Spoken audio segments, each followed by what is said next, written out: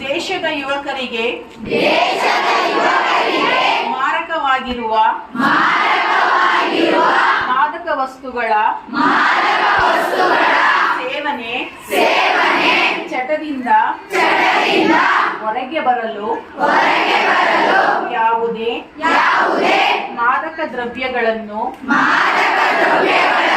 ಬಳಸದೆ ಜವಾಬ್ದಾರಿಯುತರಾಗಿರುವ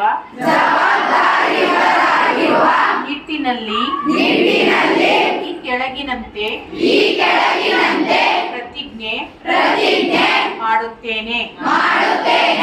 ನಾನು ಎಂದಿಗೂ ಸಿಗರೇಟು, ಡ್ರಗ್ಸ್, ಮದ್ಯದಂತಹ ಯಾವುದೇ ಮಾದಕ ದ್ರವ್ಯ ಅಥವಾ ವಸ್ತು